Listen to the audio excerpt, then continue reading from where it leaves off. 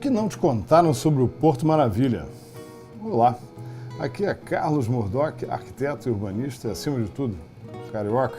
E nós vamos falar hoje sobre o Porto Maravilha. O vídeo se baseia num dossiê publicado na internet pela agência pública. Muito interessante, completamente documentado, e a gente vai tentar contar para vocês essa história tintim por tintim. O que é o Porto Maravilha? Bom, a região portuária do Rio de Janeiro já teve áureos tempos. Já foi a entrada do Brasil, né? Quando não tinha avião, todo mundo chegava através de barco e saía ali na Praça Mauá, coisa linda, estava tudo funcionando, a Rio Branco foi aberta a partir da Praça Mauá, justamente para levar as pessoas que chegavam no Brasil de barco. Funcionava muito bem. Começou a entrar em decadência, nos anos 50, 60 principalmente, foi construída a perimetral e a gente já sabe que grandes elevados tendem a causar uma espécie de câncer urbano, tudo apodrece em volta do elevado e a própria utilização mais industrial também ajudou que a zona entrasse numa certa degradação. Nunca foi ocupada muito por habitação, a primeira favela do Brasil aconteceu lá, então nós temos vários eventos. Mas de fato nós tínhamos uma espécie de um estoque de terras ali ao lado do centro do Rio de Janeiro, que hoje em dia ameaçou se desenvolver por causa da economia do Brasil, e com grande potencial para se transformar em moradia, numa potencial expansão do centro do Rio, ou seja, naturalmente já demandava uma nova exploração. Era inexorável que o porto um dia fosse revitalizado, isso aí não há a menor dúvida. O modelo adotado para a revitalização do porto foi de parceria público-privada, ou a famosa PPP. Se cria uma licitação que naturalmente só tem um contestante, um consórcio formado, adivinha por quem? Vou dar um doce para você se você adivinhar. Com certeza, o AS, Odebrecht e a carioca Cristiane Nielsen. São as três que formam a grande concessionária que a gente conhece atualmente como Porto Novo. O Porto Maravilha foi dividido em duas fases e vai custar, ou custou, está custando, aproximadamente 10 bilhões de reais.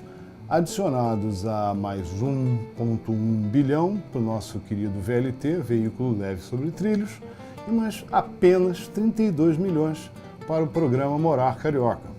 Parênteses, o programa Morar Carioca é aquele programa que pretende desenvolver habitações sociais, habitações para o pessoal que realmente precisa, 32 milhões. Multiplica isso vezes 30 e a gente vai chegar no custo do VLT, ou seja, maior peso para o VLT, menor peso para a habitação social.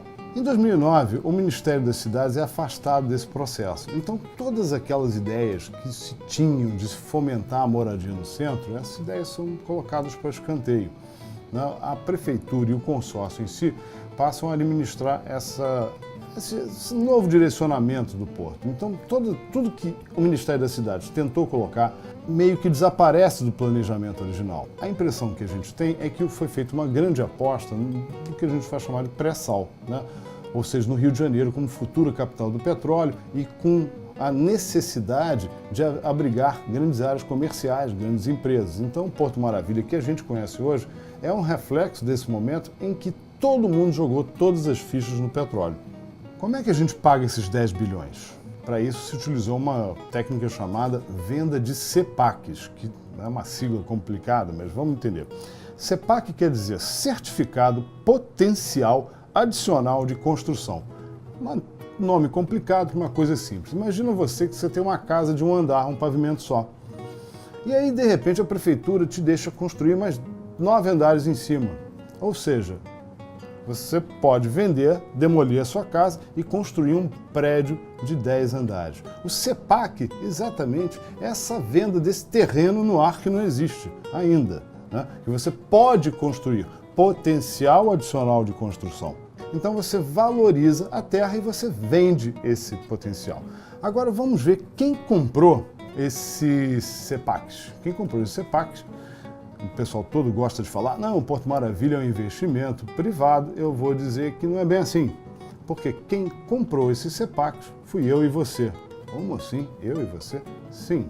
Nós que trabalhamos, nós temos uma coisa chamada Fundo de Garantia por Tempo de Serviço. Toda vez que a gente recebe um salário, um pedaço do salário, vai lá sendo depositado no nosso FGTS. Pois é, foi o dinheiro do FGTS que comprou o CEPAX e viabilizou o Porto Maravilha. Então, a gente começa a ver uma certa questão em que o lucro é privado, só que o dinheiro não é exatamente assim. Agora, muito importante é que este modelo de parceria público-privada, ele admite determinadas distorções que eu vou comentar a partir de agora. Imagina que você está lá andando no Porto Maravilha, você vê um poste que está apagado. Você vai reclamar para a prefeitura? Não. Você vai reclamar para a concessionária. Por quê? A concessionária, ela assumiu uma postura de poder público. É quase como se nós tivéssemos vendido uma área da cidade para a iniciativa privada. Então, a concessionária planta árvore, troca lâmpada, é responsável pelo lixo, ou seja, atua como se fosse a prefeitura.